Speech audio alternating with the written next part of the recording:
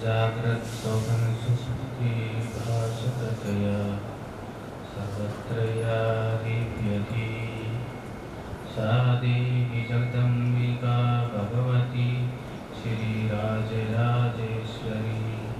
श्रीविद्या करुणानिधि भूयात् सदा श्रेयसे भूयात् सदा श्रेयसे।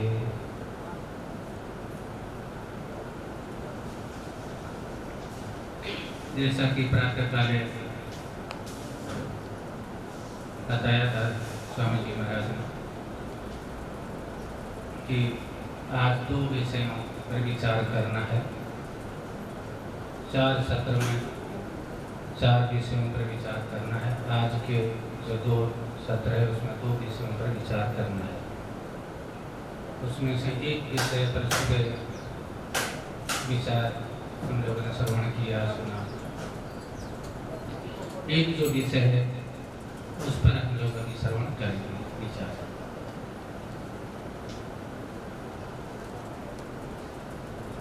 प्रातः काले सुना था वासना वर्धित कार्य कार्य वृद्ध्या च वासना, उस पर विचार आप लोगों ने श्रवण किया। अभी है विलसति परमात्मा जागृतादिषु अवस्थासु अहम अहमिति साक्षात साक्षी रूपेण बुधे। ये भी विवेक चूड़ामणि का ही है, 137 नंबर श्लोक है। वस्तुतः ये उत्तरार्ध है उसका, आधा श्लोक यहाँ पर दिया है। पूरा श्लोक जो है वो है प्रकृति विकृति भिन्न शुद्ध बोध स्वभाव सदशरीरी अहमिति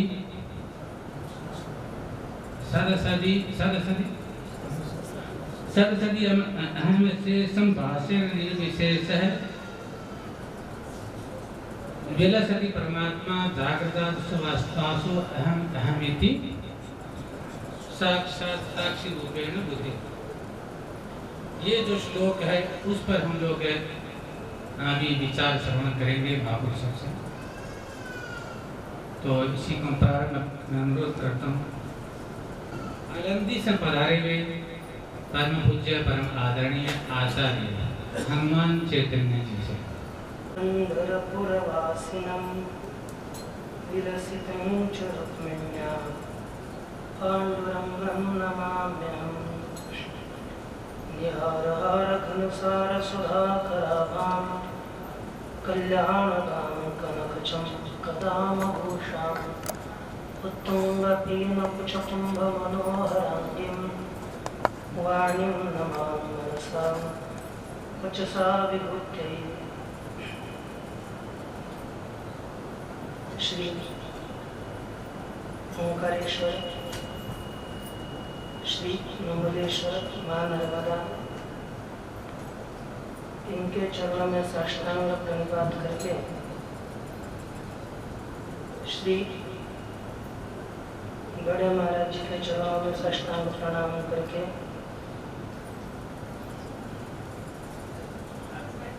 श्री स्वामी जी के चरणों में साष्टांग प्रणाम करके वैसे ही मंचासीन सभी महात्माओं के चरणों में प्रणाम। उसी तरह आगे उपस्थित सभी महात्माओं सभी सज्जनों के चरणों में प्रणाम करके आज का जो विषय अपने आगे उपस्थित है सुबह का वासना वर्धित कार्यम कार्यवृद्ध्या च वासना, इस श्लोक का यथासंग विचार हुआ। और अभी के लिए जो श्लोक है प्रकृति विकृति विभिन्न शुद्ध बोध स्वभाव सदसदिदमशेषम भासयन् निर्विशेषः विलसति परमात्मा जागृतादिष्वस्थासु अहम अहमिति साक्षात साक्षी रूपेण बुद्धे। सुबह के श्लोक से यदि इसकी संगति लगाए तो प्रातः काल में ही स्वामी जी ने कहा था कि जो वासना है, वासना ये अपने अंदर के दोष है। केवल दोषों का वर्णन प्रातः काल के श्लोक में किया लेकिन उसके निवृत्ति का कोई मार्ग साधन नहीं बताया। उसी का सायं सत्र में विचार होगा ऐसा बताया। वैसे तो वासना का क्षय करना हो तो योग वासिष्ठ ने 2 तरह की रीति बताई है। वैसे वासना शुद्ध अशुद्ध अहंकारादि रूपा वासना या अशुद्ध वासना है। शुद्ध वासना ये यदि वो है मैत्री आदि वासना, शुद्ध वासना मुक्ति को परिषद में बताई है। क्योंकि उसी की ही जब तक अपने अंतःकरण में वासना है तब तक मनुष्य बद्ध रहता है। और क्योंकि कहा गया है कि बंधो ही वासना बद्धो, जब बंध है वासना से बंधा हुआ ही मनुष्य बद्ध है, और वासना से जब मुक्त होता है तब वह वास्तविक रीति से मुक्त होता है। उसके निवृत्ति का साधन एक ध्येय वासना क्षय और ज्ञेय वासना क्षय, इस रीति से 2 प्रकार से बताया गया है। यदि वासना अंतःकरण में तीव्र है तो ज्ञान के द्वारा उसका क्षय होने का प्रश्न ही नहीं आएगा, क्योंकि उसको ज्ञान ही नहीं होगा। इसीलिए आरंभ में साधक को अपना जो इष्ट है उसका ध्यान चिंतन नामस्मरण आदियों के द्वारा अंतःकरण में जो प्रगाढ़ वासना है उसको धीरे धीरे धीरे क्षय करना, इसी को ही ध्येय वासना क्षय बताया गया। और उसके पश्चात ज्ञान के द्वारा जो कुछ बीज रूप से भी अवशिष्ट वासना है उसका क्षय होना, उसे ज्ञेय वासना क्षय कहा है। आज हमको उसी ज्ञान के प्राप्ति के लिए कौन सा उपाय है? वास्तविक ज्ञान यदि हमें केवल आत्मा का कूटस्थ रूप से ज्ञान होगा उतना भी परिपूर्ण नहीं है, और केवल परमात्मा का परोक्ष रूप से ज्ञान होगा तो भी पर्याप्त नहीं है। हमें दोनों का अभेद ज्ञान होना चाहिए, तभी उस ज्ञान से हमें मुक्ति की प्राप्ति हो सकती है। इस वासनाओं का जड़ से नाश होगा। इसीलिए जीवात्मा और परमात्मा इन दोनों का सम्यक ज्ञान हो, अभेद ज्ञान हो, इसलिए प्रस्तुत श्लोक में एक जीवात्मा और परमात्मा की एकता का ही यहाँ पर निर्देश किया हुआ है। इस आज के विचार के लिए जो प्रस्तुत श्लोक है, इस श्लोक का सरल सरल अर्थ है जो परमात्मा प्रकृति और विकृति से भिन्न है, शुद्ध बोध स्वरूप है, सद असद इत्यादि संपूर्ण जगत का जो प्रकाशन करता हुआ निर्धर्मक निर्विशेष है, वह परमात्मा जागृत आदि इन अवस्थाओं में साक्षात बुद्धि के साक्षी रूप से प्रकाशित होता है। यह इस श्लोक का सरल अर्थ है। इसमें आरंभ के जो 2 पाद है, इसमें परमात्मा का ही वर्णन किया और बाद में उसी को ही साक्षी रूप से निर्देश किया। प्रथम में कहा कि प्रकृति विकृति विभिन्न, वह प्रकृति से और विकृति से भिन्न है। प्रकृति इसे प्रकरोति इति, प्रकृति ही जो जगदादियों को उत्पन्न प्रकर्ष रीति से उत्पन्न करती है उसे प्रकृति कहते हैं, अर्थात जगत का उपादान कारण। उसी के ही अन्य अन्य नाम शास्त्रों में बताए गए हैं, जैसे प्रकृति, अव्यक्त, शक्ति, प्रधान, इसी के ही नाम है। यह प्रकृति त्रिगुणात्मिका है, तो यह जगत भी अपने हिसाब से त्रिगुणात्मिक ही जगत को प्रकृति उत्पन्न करती है। प्रकृति से सरल कारण अर्थ है। वह परमात्मा प्रकृति से कारण से भिन्न है और विकृति अर्थात कार्य, वह कार्य से भी भिन्न है। कारण और कार्य इन दोनों से अतिरिक्त परमात्मा है। और कैसा है? कहा कि शुद्ध बोध स्वभाव, बोध स्वभाव, बोध स्वरूप, ज्ञान स्वरूप है, लेकिन शुद्ध ज्ञान स्वरूप परमात्मा है। शुद्ध शब्द का अर्थ है निर्विषय। निर्विषयः बोधः ज्ञानम स्वरूपम यस्य सः स्वभावः शुद्ध बोध स्वभावः, अर्थात निर्विषय ज्ञान स्वरूप केवल दृग्रूप परमात्मा है। देखें तो ज्ञान दो प्रकार का है, एक सविषयक ज्ञान और दूसरा निर्विषयक ज्ञान। जो वृत्ति ज्ञान होता है वह सविषयक ज्ञान है और जो आत्म स्वरूप ज्ञान है वह निर्विषयक ज्ञान है। अब वह अखंडाकारा भी वृत्ति हो, वह भी सविषयक ही है, केवल आत्मरूप ज्ञान वह निर्विषयक ज्ञान है। ऐसा यह परमात्मा है। और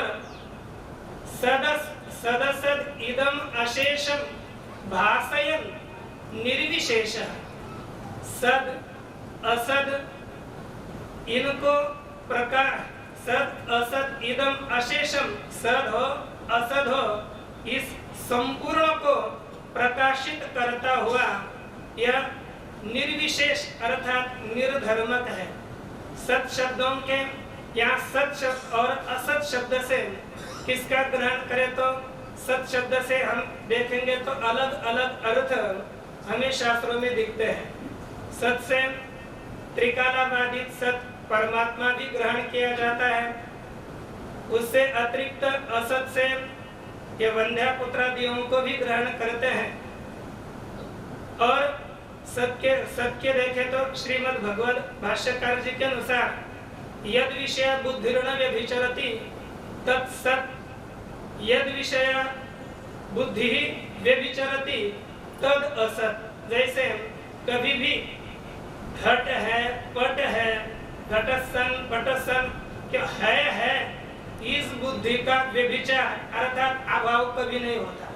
कोई भी पदार्थ हो उसके लिए है यह जुड़ ही जाता है। इसलिए ये जो सद्बुद्धि है उसका है, यह अस्तित्व बुद्धि का व्यभिचार नहीं होता। इसलिए वही सत है, वह परमात्मा ही सत है। और घट पट यह सभी कौन सा भी पदार्थ है तद विषय बुद्धि का व्यभिचार होता है। अर्थात जब अयम घटसन ऐसी बुद्धि होती है तब पटसन ऐसी बुद्धि नहीं होती। पटसन इस ज्ञान में घट का व्यभिचार हो गया, अर्थात घट उसमें नहीं आया, और घटसन में पट नहीं आया। इसीलिए घट पट इत्यादि विषय बुद्धि का व्यभिचार होता है, वो सत नहीं है, वह असत। वहां पर ना सतो विद्यते भावो ना भावो विद्यते सतः इस श्लोक में बताया। लेकिन वह सत और असत, असत तो ले सकते लेकिन सद असत वहां का हम ग्रहण इस प्रस्तुत श्लोक में नहीं कर सकते, तो अलग सद असत लेना पड़ेगा। भगवत ब्रह्म सूत्र में यदि हम देखें बृहदारण्यक में द्वितीय अध्याय में द्वेवाव ब्रह्मणो रूपे मूर्तम चैवामृतं च स्थितं मर्त्यं च अमृतं च स्थितं च यच्च सच्च त्यच्च, यहाँ पर जो सत बताया गया है, सत पृथ्वी जल और तेज, इसे सत बताया। और तद भिन्न हम आकाश और वायु को वहां पर असत माने त्यत कहा, उससे भिन्न हम असत ले सकते हैं। वैसे ही सत का यदि हम और विचार सद असत का विचार करें तो श्रीमद् भगवद गीता में सद्भावे साधुभावे च सदिते तत्प्रयुज्यते प्रशस्ते कर्मणि तथा सत्शब्द पार्थ युज्यते।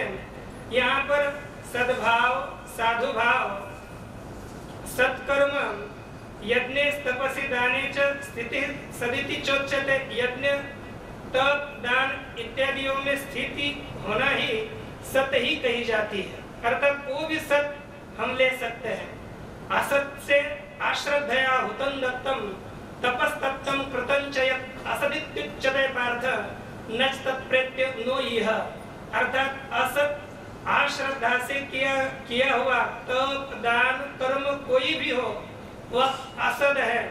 और इसी सद असत इन सभी संपूर्ण जगत को यह परमात्मा प्रकाशित करता हुआ, इदम शब्द दिया, इदम से भी संपूर्ण जगत लिया गया है, क्योंकि पंचदशी कारणे भी एकादशेन्द्रिय युक्त्या शास्त्रेणाप्यवगम्यते यावत् किंचित भवेत् एतद् इदम शब्दोदितम जगत।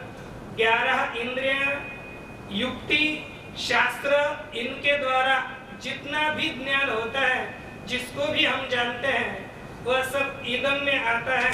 और वह संपूर्ण जगत परमात्मा प्रकाशित करता है। उसे प्रकाशित करता हुआ परमात्मा निर्धर्मक अर्थात निर्विशेष अर्थात निर्धर्मक, निर्गुण अथवा विशेष शब्द से भेद लेंगे तो त्रिविध भेद रहित ऐसा जो परमात्मा है वह जागृदादिषु अवस्थासु, जागृत, स्वप्न, सुषुप्ति, इन तीनों भी अवस्थाओं में साक्षात बुद्धि के साक्षी रूप से प्रकाशित होता है। जागृत अवस्था का और मांडुक्य कारिका के अनुसार जो थोड़े अलग शब्दों का उन्होंने प्रयोग किया कि सवस्तु सोपलंभंच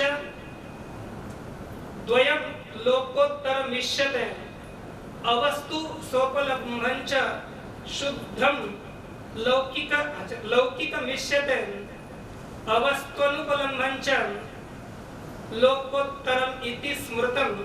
ऐसे तीनों अवस्थाओं का अलग शब्द से कथन किया।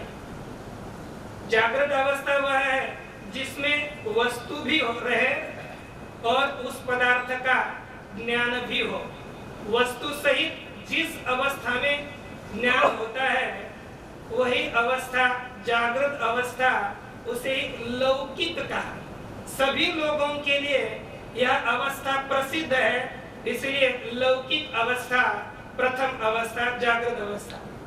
दूसरी अवस्था जिसमें अवस्तु सोपलंबंच, वस्तु नहीं है, वास्तविक जो व्यवहारिक पदार्थ है वहां पर नहीं है, लेकिन पदार्थ की उपलब्धि होती है, इसलिए उसे शुद्धम लौकिकम इष्यते, उसे शुद्ध लौकिक बताया। और तीसरी जो अवस्था कही जिसमें अवस्तु अनुपलंबंच, वस्तु भी नहीं है और वस्तु का ज्ञान भी जिस अवस्था में नहीं होता, ऐसी अवस्था तृतीय अवस्था सुषुप्ति अवस्था बताई गई। इन तीनों भी अवस्थाओं में बुद्धि के साक्षी रूप से यही परमात्मा प्रकाशित होता है। जागृत स्वप्न इन दोनों अवस्थाओं में बुद्धि रहती है, यह स्पष्ट है, लेकिन सुषुप्त अवस्था में भी कारण रूप से बुद्धि वहां पर रहती ही है, इसलिए तीनों अवस्थाओं में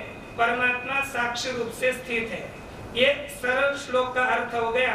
इसका केवल भाव इतना ही है, क्योंकि जो परमात्मा है सब जगत को प्रकाशित करता है, प्रकृति विकृति से भिन्न है, शुद्ध बोध स्वरूप है, वही जागृत आदि अवस्थाओं का साक्षी है, अर्थात अपना जो आत्म स्वरूप है वही परमात्मा है, क्योंकि वही इस साक्षी रूप से प्रकाशित होता है। इसलिए यहाँ पर ही परमात्मा और आत्मा साक्षी इन दोनों का आभेद यहाँ पर बताया गया। और परमात्मा इस शब्द से भी ब्रह्म लिया जाता है। एक श्लोक ही बताता हूँ, क्यों वदन्ति तत्त्वविदस् तत्त्वं यज्ञान मद्वयम् ब्रह्मेति परमात्मेति भगवान इति शब्दते। इस तरह से यह परमात्मा ही साक्षी रूप से प्रकाशित होता है और वह अपना आत्म रूप है। इस श्लोक का भावार्थ यह हुआ। और इस ऐसा यदि ज्ञान होगा तो हमारे सब वासनाओं का क्षय और हमें मुक्ति अवश्य प्राप्त होगी। यह वाक्य यह कुसुमांजलि श्री स्वामी जी के चरणों में समर्पित करता हूँ, क्योंकि सभी स्वामी जी से ही हमने अध्ययन किया है यहाँ परिवार को। परम पूज्य परम आदरणीय ब्रह्मचारी मोहन चैतन्य जी से पवित्रे समागमे सा जनतारणाया सदैव मान्धात् त्रिपुरे वसन्तम् ओंकारमीशं शिवमेकमीडे दिशन्तु शम्मे गुरुपादपांशवः। ओम शांति शांति शांति।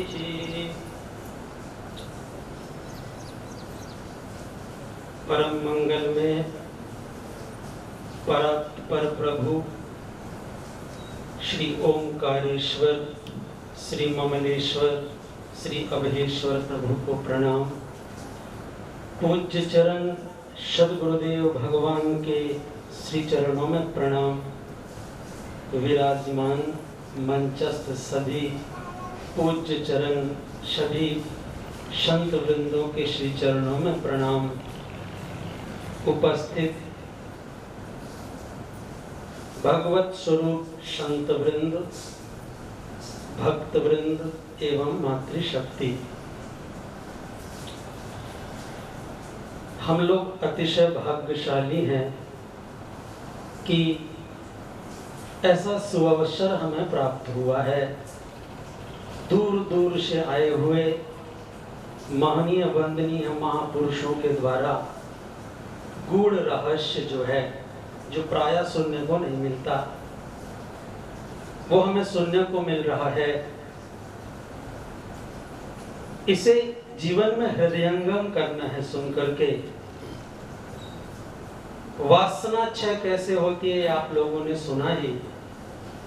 और विलसति परमात्मा जागृदादिस्वस्था स्वमहमिति साक्षात साक्षी रूपेण बुद्धेः।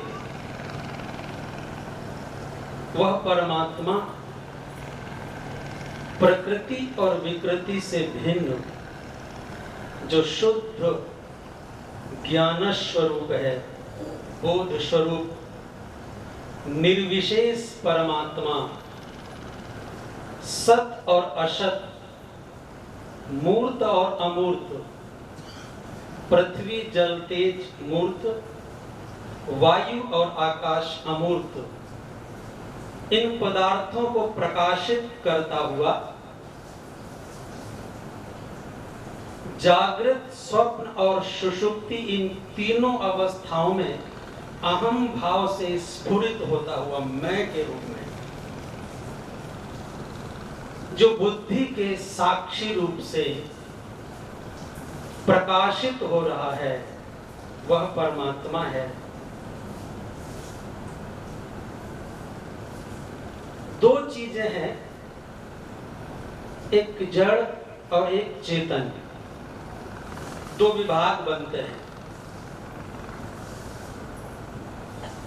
श्रुति स्मृति पुराणों में जगह जगह इस तरह का वर्णन है। अंगुष्ठ मात्रम पुरुषः मध्ये आत्मनि तिष्ठति, एको देवः सर्वभूतेषु गूढ़ः सर्वव्यापी सर्वांतरात्मा। भागवत में कपिल देव जी भी अपनी माता से कहते हैं, माँ अहम सर्वेषु भूतेषु भूतात्मावस्थिता सदा तममज्ञाय माम मर्त्या कुरुतेर्चा विडंबनम। मैं इन सभी प्राणियों के अंदर आत्मा के रूप में, चेतन के रूप में, प्रत्येक आत्मा के रूप में मैं विराजमान हूं, लेकिन इसकी तो अवज्ञा करता है प्राणी। और पूजा अर्चा विग्रह की पूजा करता है। ये नहीं पूजा न करे ऐसा नहीं कहना चाहते, पूजा तो करें, लेकिन जो चेतन विलास कर रहा है जागृत स्वप्न सुषुप्ति में, ये दिख रहा है अहम भाव से, इनमें तो इनसे तो राग द्वेष करता है, इनसे तो ईर्ष्या मात्सर्य करता है, और मृत और पाषाण से बने हुए मूर्ति में बड़ी श्रद्धा के साथ पूजा करता है। तो बोलते कुर्तेर चा विडंबना, ये विडंबना है। सही तो यह है कि यहाँ तो देखना ही चाहिए, यहाँ परमात्मा तो हर जगह है, और चेतन में तो एकदम स्फुरित हो रहा है अहम के रूप में। गोपियां भी कहती हैं, न खलु गोपिका नंदनो भवान अखिल देहि नाम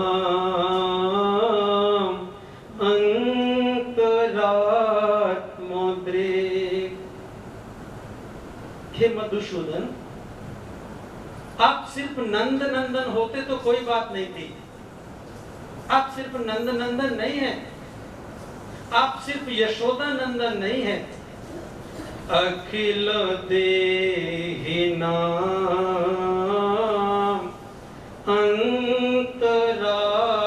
अंतरात्मोद्रेक।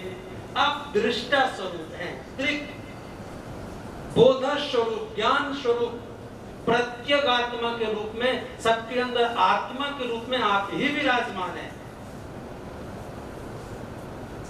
गीता में भी भगवान कहते हैं, क्षेत्रज्ञं चापि मां विद्धि सर्व क्षेत्रेषु भारता।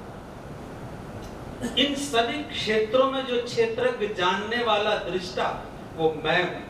अच्छा, हम लोग क्या समझते हैं जानने वाले? हम तो यही समझते हैं कि मैं जानने वाला हूं। और भगवान अर्जुन से कहते हैं, सभी क्षेत्रों के अंदर जो जानने वाला है वो मैं हूं। तो ये भगवान होंगे या हम होंगे? लेकिन भगवान सभी क्षेत्रों में बोलते हैं, एक जगह नहीं। लेकिन हम एक परिच्छिन्न दायरे में जानने वाले हैं। क्यों? दो ही वस्तु हैं, हम आपसे निवेदन कर रहे हैं, एक जड़ और एक चेतन। जब ये चेतन जड़ के साथ मिलता है, तादात्म्य कर लेता है, मैं, पूज्य बड़े महाराज श्री, जिनका हम लोग निर्वाण महोत्सव मना रहे हैं, वो कहा करते थे, अहम ममेति संसारा, मैं और मेरा यही संसार है। इस शरीर संघात में मैं कर लिया, और इसके जो संबंधी हैं उनके साथ मेरा कर लिया, बंधन में आ गया। और कहते थे कि महात्मा घर को छोड़ता है तो मानो मम को छोड़ के आता है, और अहम को छोड़ने के लिए आता है, लेकिन अहम को छोड़ने का वह प्रयास नहीं करता, वैसी साधना नहीं करता, तो फिर मम जुड़ जाता है कि बीज है।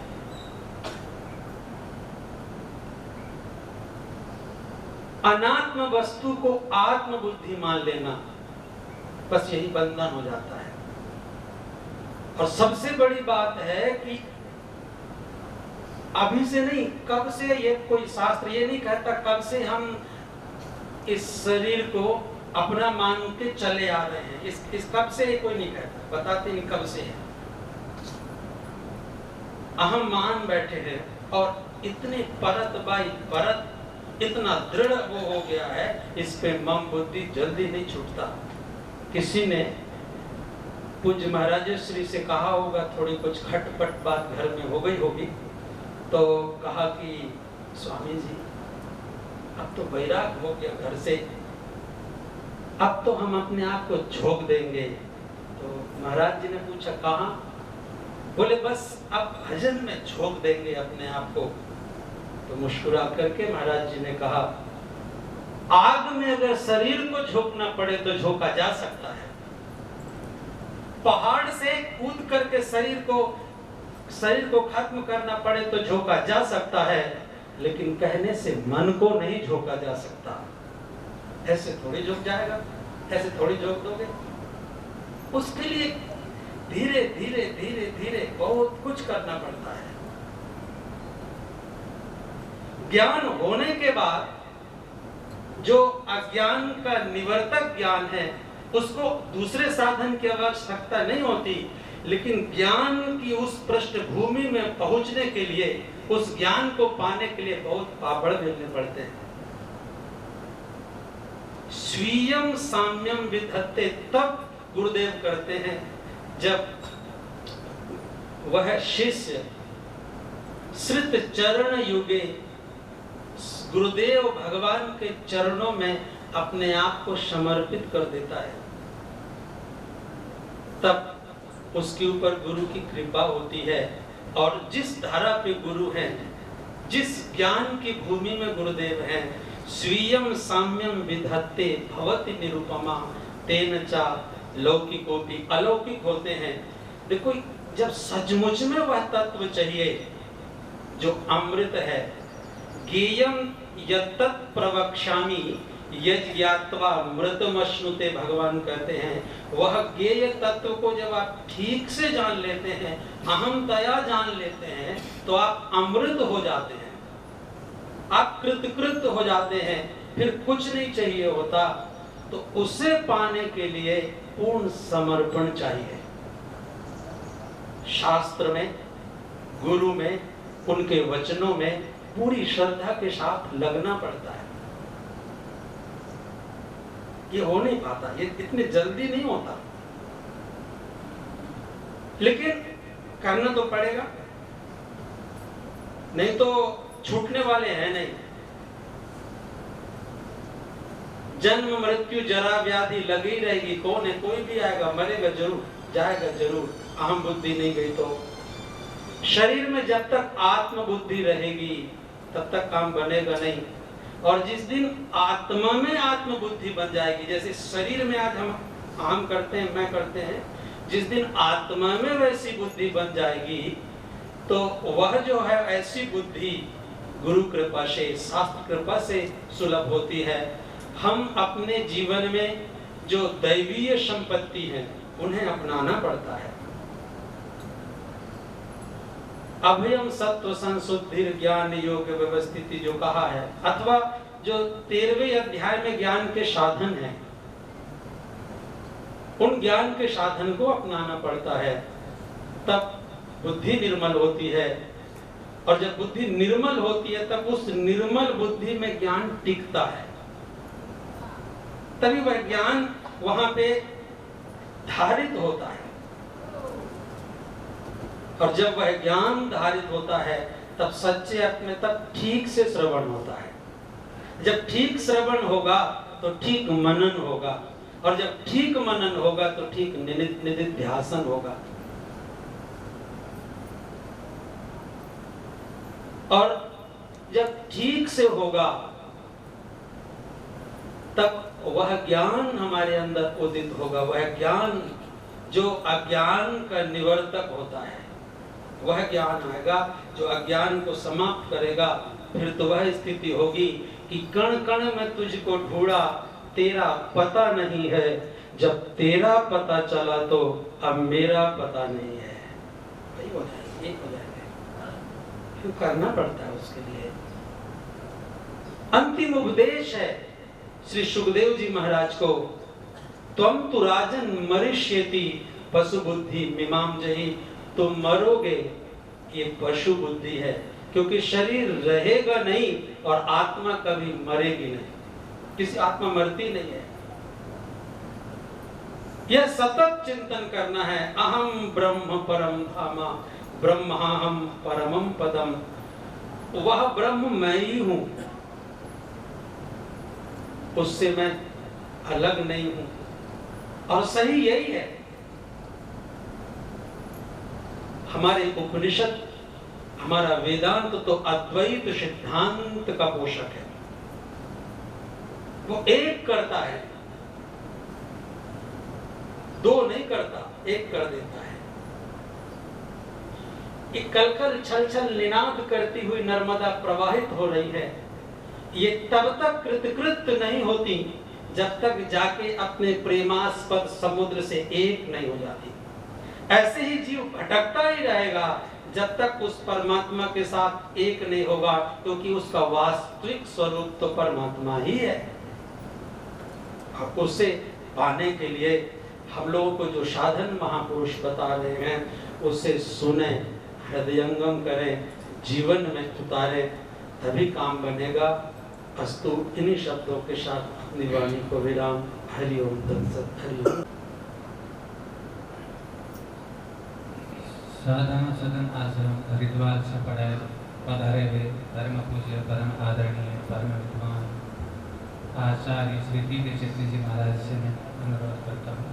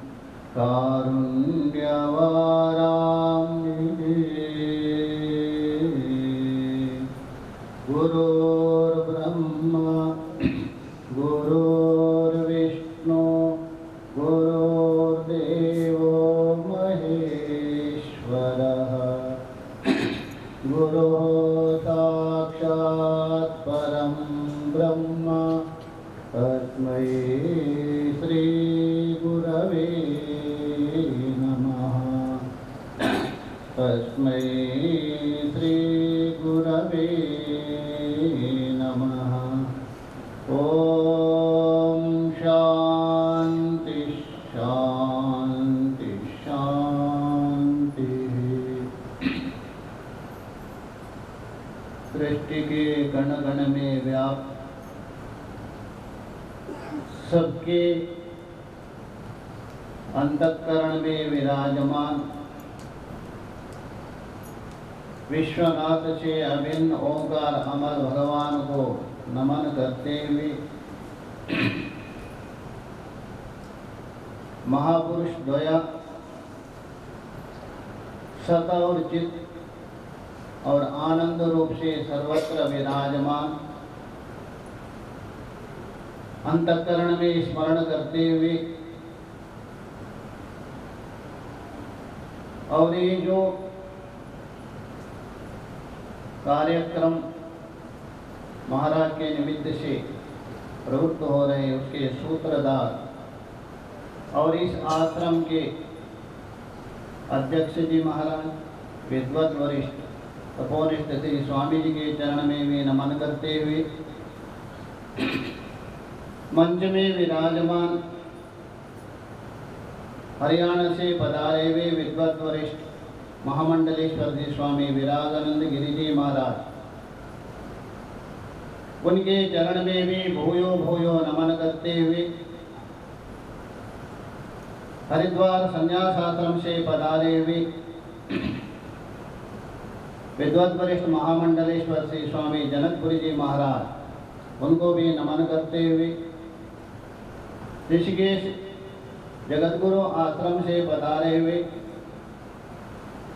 विद्वत वरिष्ठ महामंडलेश्वर श्री स्वामी अभिषेक चैतन्य गिरी जी महाराज, उनको भी नमन करते हुए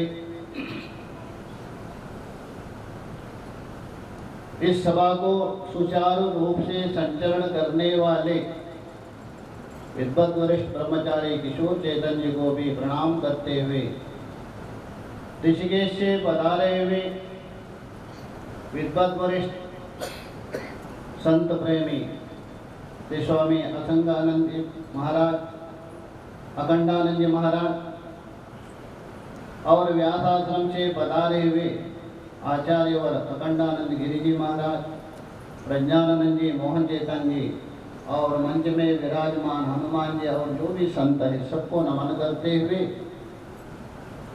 शिव स्वरूप समस्त संतों को प्रणाम करते हुए जिज्ञासु साधक को आत्मरूप से अभिवादन करता।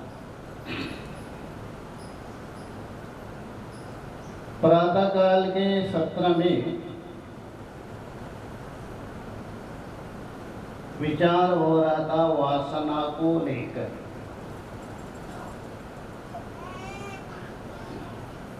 वासना ही संसार है, ऐसा अष्टवक्र गीता में भी बता, वासना में वह संसार।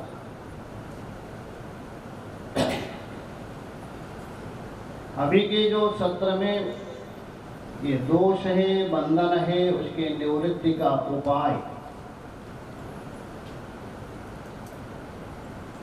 अच्छा, इस संसार में बंधन में है कौन और मुक्त हो रहे कौन, ये पहले विचार करना।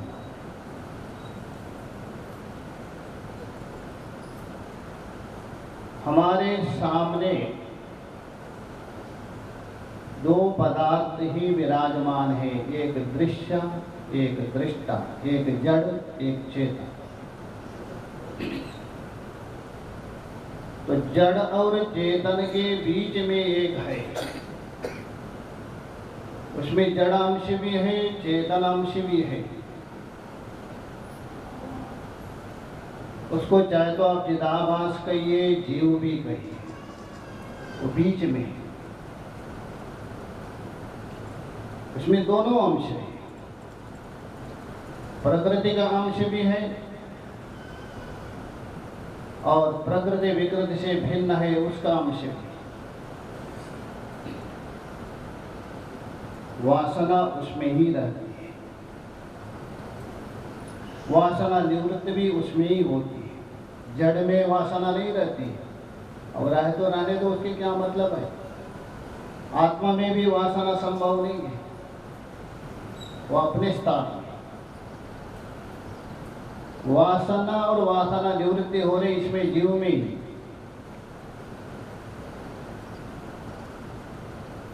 वासना बंधन का कारण बता दिया, वासना ही बंधन निवृत्ति का भी कारण है। अरे ये कैसा है, वासना निवृत्ति का कारण। प्रातःकाल सत्र में जो विचार किया वासना, वो बंधन के कारण रूप वासना है। अभी जो विचार कर रहे जो वासना है, बंधन निवृत्ति का कारण है। वासना को आप दो प्रकार से देख सकते हैं, दो प्रकार से विचार कर सकते हैं। एक अनात्म वासना, एक आत्म वासना। विचार किया है विचारकों ने। अनात्मा वासना भी आप दो प्रकार से देख सकते हैं। अनात्मा वासना में भी एक अशुभ वासना, एक शुभ वासना।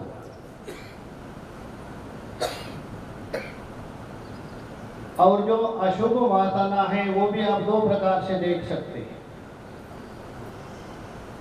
देह वासना और लोक वासना।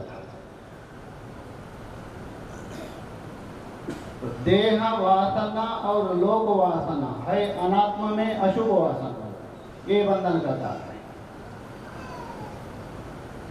यही बंधन का कारण है।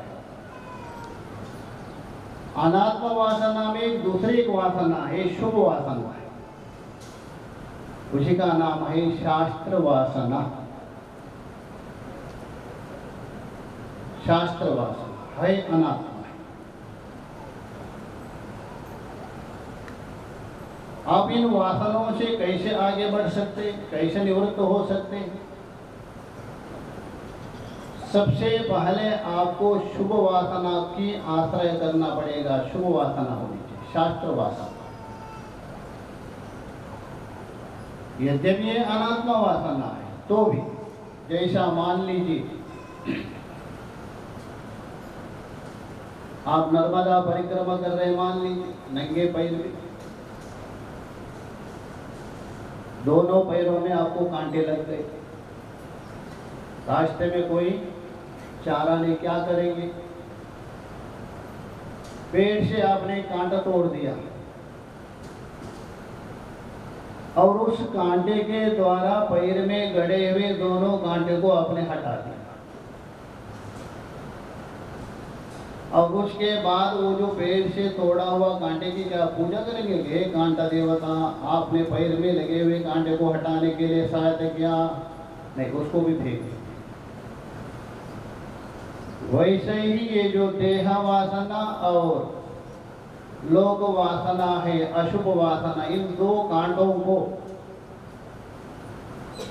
शुभ वासना है, शास्त्र वासना और कांटे के द्वारा हटा दीजिए। एक सीढ़ी आपने पार किया, उसके बाद ये नहीं सोचना ये शास्त्र वासना शुभ वासना है, इसके द्वारा हमने इसको हटा दिया, अशुभ वासना नहीं, उसको भी त्याग करना पड़ेगा।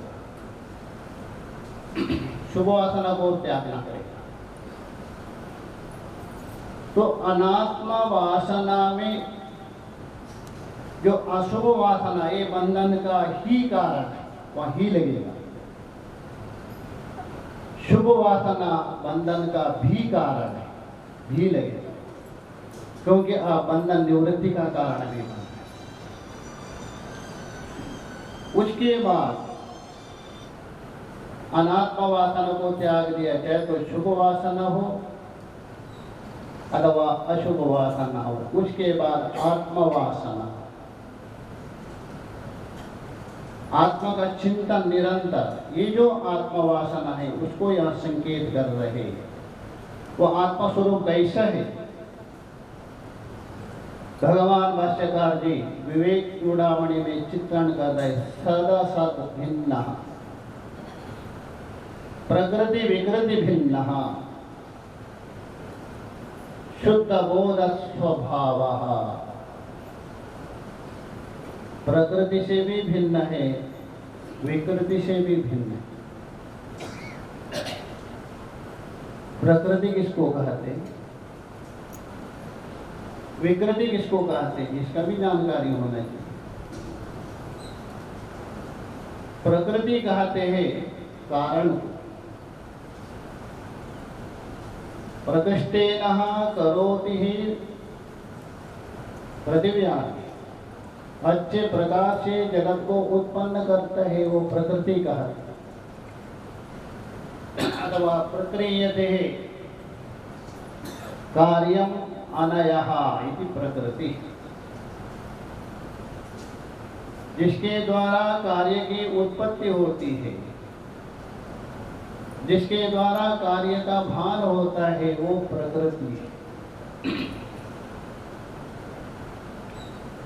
मान लीजिए जैसा कोई भी कार्य उत्पन्न होता है, कार्य को बनाते लोक में भी, कारण के बिना कार्य नहीं हो सकता। जहां आप किसी कार्य को निर्माण करने जा रहे तो वहां कारण रहेगा, मुख्य रूप से दो कारण रहते।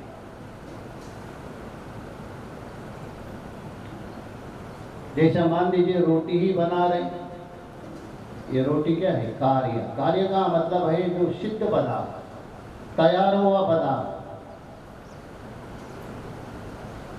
वो कार्य हो गया। जब रोटी ऐसी नहीं बनी है, उसके प्रति देखिए कारण, कितने कारण चाहिए? बहुत से कारण।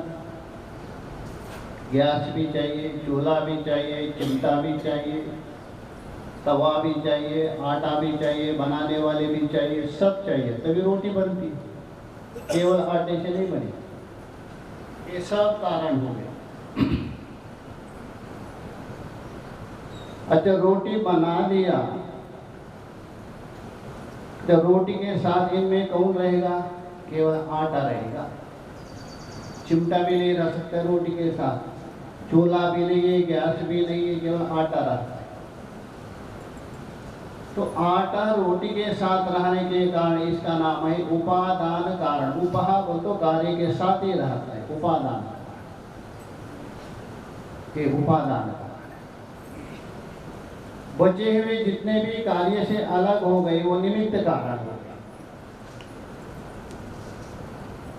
चाहे तो तवा हो, चूल्हा हो, चिमटा हो, जो भी बनाने वाले सब निमित्त कारण। अच्छा, निमित्त कारण को भी थोड़ा देख लीजिए इनमें। तवा, चिमटा, चूल्हा और बनाने वाले में अंतर है क्या? नहीं। बनाने वाला अथवा बनाने वाली है चेतन है। तवा है, चिमटा है, चूल्हा है, जड़ है। इसलिए उनको करण कोटि में डाल दिया और चेतन को कर्ता कोटि में रख दिया। चेतन हो गया कर्ता। तो निमित्त कारण में जो जड़ है वो करण हो जाता है, निमित्त कारण में जो चेतन है वो कर्ता हो जाता है। वैसे ही जगत है, ये उत्पन्न हुआ, इसका कोई ना कोई कारण होगा, बिना कारण से उत्पन्न नहीं। इस जगत का कारण है प्रकृति है, माया है, त्रिगुणात्मिका। माया ही उपादान कारण है। इसलिए यहाँ प्रकृति शब्द के द्वारा उपादान कारण को ही प्रयोग कर रहे हैं। प्रकृति शब्द उपादान कारण में प्रयोग होता है। तो प्रकृति से भी भिन्न है, उपादान कारण भी नहीं है। कौन? वो जो आत्मवासना है, जहां हम लोगों को पहुंचना है, वही हमारा स्वरूप है। और विकृति से भी भिन्न है। और वह प्रकृति शब्द के द्वारा गीता के 7वें अध्याय में संकेत किया, भूमि रापो नलो वायो खम मनो बुद्धिरेव जहाँ अष्टधा प्रकृति बता। अथवा सांख्य के अनुसार वो भी 8 प्रकृति मानते हैं। एक मूल प्रकृति, 7 प्रकृति विकृति मानते हैं। महातत्व है, अहंकार है और पंचतन मात्रा। विकृति का मतलब केवल कार्य मात्र है। 16 है विकृति माना है। 11 इंद्रिया और 5 महाभूत, ये केवल विकृति कार्य। इसी को गीता के 15वें अध्याय में भगवान श्री कृष्ण ने भी संकेत किया, द्वाविमो पुरुषो लोके है।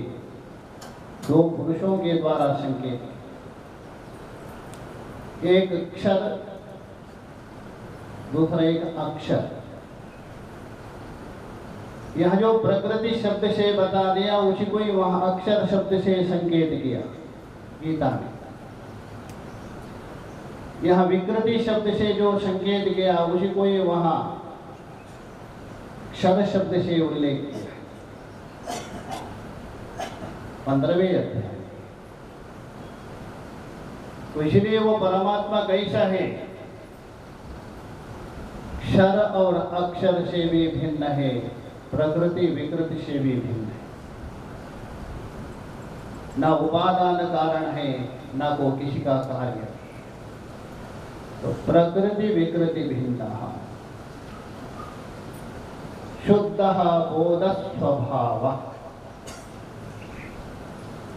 देखिए बृहदारण्यक में ज्योतिर्ब्राह्मण नाम का एक प्रकरण आता है, उसको लेकर वार्तिकार आदियों ने विचार किया है। जिज्ञासु साधक को स्वस्वरूप का ज्ञान यदि करना हो, उसके लिए 3 चीज आवश्यकता है।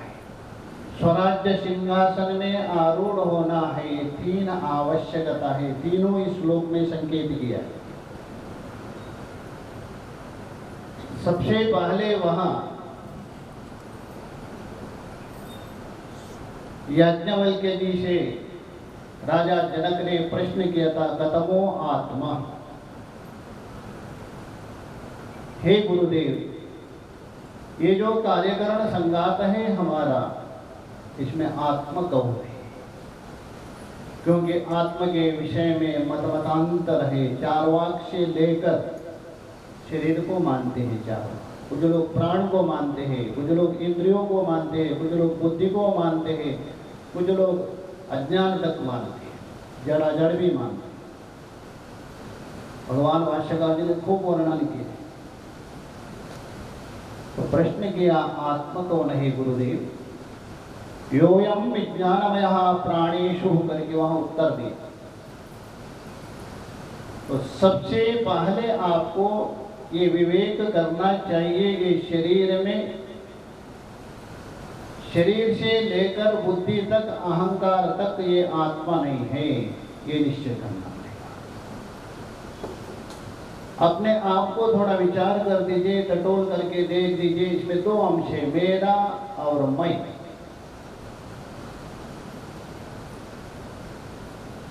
जहां तक आपका मेरापन है, मेरी बुद्धि बोलते, आज मेरी बुद्धि काम नहीं कर रही। मैं बुद्धि हूं कोई नहीं बोलता है, मेरा मन काम नहीं कर रहे। जो मेरापन है उसको जानने वाला कौन है, उसको अलग करना पड़ेगा। मैं मेरा हूं ऐसा नहीं बोलते, मेरे बुद्धि, मेरे शरीर आप व्यवहार करते, मेरा अहंकार, वहां तक भी मेरा ही आएगा। ये सब दृश्य पदार्थ है, मेरापन सब दृश्य पदार्थ है। यही बंधन का कारण है। तो इसलिए सबसे पहले इस शरीर में आपको उसको अलग करना पड़ेगा, कार्यकरण संगात से अलग है। ये प्रथम शिव। इसी को यहाँ संकेत किया, प्रकृति विकृति भिन्न शुद्ध बोध स्वभाव, ये प्रथम पद। और दूसरा आपके लिए ये है, ये जो अलग किया हुआ तत्व है, ये स्वयं प्रकाश है, ये ज्ञान होना चाहिए। वहां जाके स्वप्न में दृष्टांत दिया, स्वप्न के द्वारा समझा दिया, अत्र अयं स्वयं ज्योतिर्भवति। इस श्लोक में यहाँ दिखा रहे, सद असद इदम अशेषम भाषयन निर्विशेष, ये दिखा रहे उसी को। वो आत्मा कैसा है? सद असत, सद और असत को लेके अभी सुन रहे थे हनुमान चैतन्य से,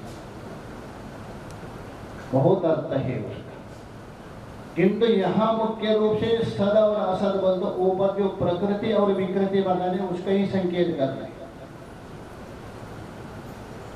प्रकृति शब्द को यहाँ असत शब्द से बता रहे हैं, विकृति शब्द को यहाँ सत शब्द से बता रहे हैं।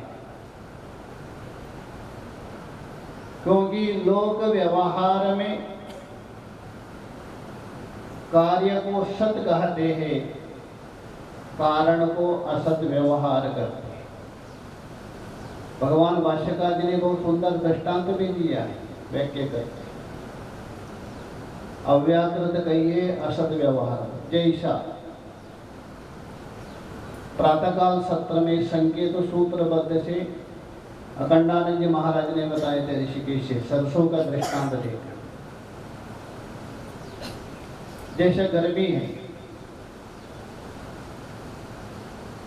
गर्मी में वहां खाली सपाट जमीन दिखती है, बारिश आ गई 2-3,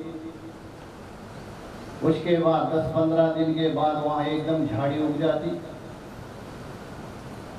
तो आप कहते अरे 15 दिन से पहले यहाँ कुछ भी नहीं था, अभी एकदम झाड़ी झाड़ी आ गई। पहले कुछ भी नहीं था, अभी झाड़ी आ गई। मतलब पहले कुछ भी नहीं था, असत था। यहाँ असत का मतलब अभाव नहीं है, अव्याप्त कारण का संकेत करता है। तो इसलिए यहाँ सद शब्द के द्वारा कार्य का संकेत कर रहे भगवान भाष्यकार जी, असत शब्द के द्वारा कारण का संकेत कर रहे। कार्य और कारण दोनों को प्रकाशित कर। चलो वो छोड़ दीजिए, अपने शरीर में ही विचार कर दीजिए, पिंडांडों को लेके विचार कर दीजिए। मेरा शरीर है, ये आपको ज्ञान हो रहा है क्या नहीं? क्या दूसरा बता रहे हैं क्या कि मेरा शरीर? ज्ञान किसको हो रहा है? कौन प्रकाशित कर रहे हैं? आपको हो रहे हैं। मैं अज्ञानी हूं। अज्ञान का ज्ञान किसको हो रहा है? अज्ञान को कौन प्रकाशित कर रहे हैं? उसका टॉर्च डाल के प्रकाशित कर रहे हैं। अज्ञान को भी आप प्रकाशित कर रहे हैं। और अज्ञान का कार्य है अंतःकरण से लेकर शरीर पर्यंत, उसका विज्ञान हो रहे हैं आपको। तो सत मतलब शरीर आदि है, सत है। शरीर से लेकर अंतःकरण उसको भी प्रकाशित करता है। और उसका कारण जो अज्ञान है उसको भी प्रकाशित कर रहे, उसका भी ज्ञान हो। यहाँ प्रकाश का मतलब ये नहीं लेना, यहाँ प्रकाश का मतलब है सत्ता ज्ञान हो। दो पदार्थ है, जड़ और चेतन। जड़ पदार्थ को भी आप दो भाग में देख सकते हैं, एक जड़ अप्रकाशक, एक जड़ प्रकाशक। जैसा घटपट आदि है, जड़ है किंतु अप्रकाशक है। सूर्य चंद्र अग्नि आदि है, ये भी जड़ है किंतु प्रकाशक है, अंधकार को हटाता है। यद्यपि वो प्रकाशक भी नहीं है, निवर्ण प्रमेय में खंडन किया है, केवल अज्ञान का निवर्तक है, प्रकाशक नहीं। मान लिया जड़ प्रकाशक। किंतु सूर्य और घटपट को भी प्रकाशित करने वाला एक है, तमेव भान्तम अनुभाति सर्वम। मुंडक बता रहे आप है चैतन्य प्रकाशक। चैतन्य प्रकाशक है तभी जड़ प्रकाशक और जड़ अप्रकाशक दोनों भान हो गए। तो इसलिए सद और असत, कार्य और कारण को भी प्रकाशित कर रहे हैं। कार्य हो गया शरीर अंतःकरण आदि, कारण हो गया अज्ञान, मैं अज्ञान है, उसको भी प्रकाशित, सबको प्रकाशित कर रहे हैं। किंतु निर्विशेष है, उपाधि से रहित है, उपाधि के साथ कोई संबंध नहीं है। निर्विशेषम, निर्विशेष का मतलब उसका लंबा चौड़ी वाक्य समय होते जा रहे, इसलिए नहीं वाक्य हो निर्विशेष है। और विलसति परमात्मा विराजमान है जागृत आदिशु अवस्था। एक छूट गए है ना, हम 2-3 कहा दिया था। एक शरीर में उसको अलग करना, दूसरा को नहीं, स्वयं प्रकाश भाषयन करके। तीसरा है असंगोयम पुरुष, वही साक्षी रूपेण बुद्धि है, असंगत्व अधिकार है।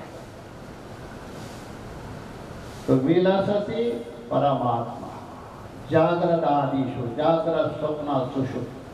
भगवान भाष्यकार जी ने मनीष पंचका में भी बताया, जागृत स्वप्न सुषुप्तिषु स्फुटतरा या संविगुज्जम्पति या ब्रह्मादि पिपीलिकांत तनुष।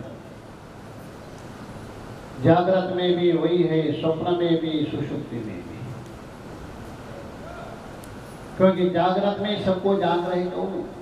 आप जान रहे हैं। स्वप्न का ज्ञान हो रहे किसको? आपको। सुषुप्ति से उठने के बाद जो स्मरण हो रहे किसको? मैं सुख से सोया था, मुझे कुछ पता नहीं। आप जागृत का व्यभिचार हो रहे स्वप्न में, स्वप्न का व्यभिचार हो रहे सुषुप्ति में, सुषुप्ति का व्यभिचार हो रहे जागृत स्वप्न में। किंतु आपका व्यभिचार कहाँ भी नहीं। जागृत का दृष्टा भी आप हैं, स्वप्न को देखने वाले भी आप हैं, सुषुप्ति का अनुभव करने वाले भी आप हैं। साक्षी रूप है। आप कर्ता भोक्ता नहीं है। बस उपाधि के साथ तादात्म्य होने से कर्ता भोक्ता हो गया और उसे अलग होने से साक्षी, उसको जानना चाहिए। इसलिए 3 आवश्यकता है। सबसे पहले कार्यकरण संघात से उसको अलग कर दीजिए। अलग किया हुआ तत्व है स्वयं प्रकाशत्व, ये निर्णय कर दीजिए। तीसरा है वो असंग है, वो असंग कोई अलग नहीं है, वही मैं हूँ। ये यदि आपको ज्ञान हो, इसी का नाम है आत्मवासना। निरंतर प्रवाह चले, तभी जो अनात्म वासना का निवृत्त हो जाएंगे, हम संसार से निवृत्त। इसलिए जीवन मिला है, इस जीवन को सार्थक करना चाहिए। अन्यथा ये जीवन कहाँ आगे पहुँचेंगे कोई नहीं बता सकता। इतना कहता हुआ मेरा वाणी परमात्मा और महाराज के शरण में अर्पण करता हूँ। ओम शांति शांति।